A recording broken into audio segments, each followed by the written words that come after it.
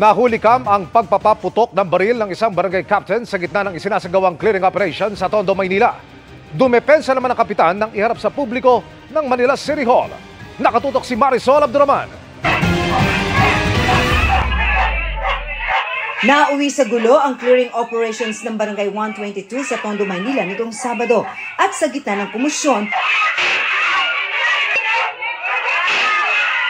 umalingaw-ngaw ang mga putok ng baril. Ang nagpaputok ng baril na nakuhanan sa video ay kinilalang kapitan mismo ng barangay. Ito na yung pagkakataon. Nang iharap sa publiko ng Manila City Hall kanina, hindi na itinanggi ni Kapitan Rodelio Yu na pinaputok niya ang kanyang baril na lisensyado anya at may permit to carry. Sa gitna kasi ng clearing operations sa lugar, may mag-ama umanong sumugod sa kanya. Umawat po ako. At ang naitulak ko po ay yung isa kong tanod na may hawak ng hagdan. Naitulak ko po yun papunta doon kay Alvin. Pag-awat ko po, kasama na po akong minura. At hinablot po ako nung Alvin.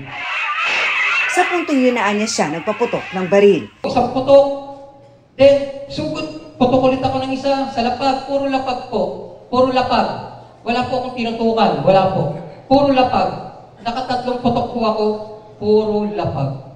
Pinabulaanan naman ang aligasyon ni Kap nang nakaalitan niyang nakakulong sa Station 1 ng Manila Police. Sumusugod daw ako kasi. Ay, hindi. Wala naman. Wala siyang choice kundi magpaputok. Ay, hindi.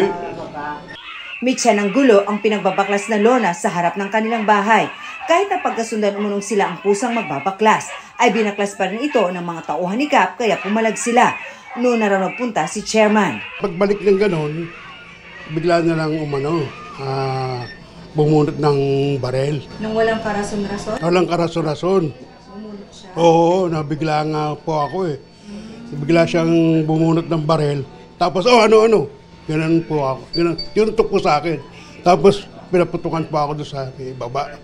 Naharap si chairman ng reklamong illegal discharge of firearms and grave threats. Sinampahan naman ng reklamong direct assaults ang kanyang nakaalitan.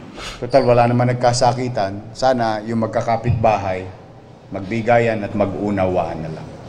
Ayaw na raw ni Mayor Isko na mangyari ang ganitong insidente. Kaya nananawagan siya sa mga residente ng Maynila na makipagtulungan sa mga otoridad, lalo tuloy-tuloy raw ang gagawin nilang clearing operation.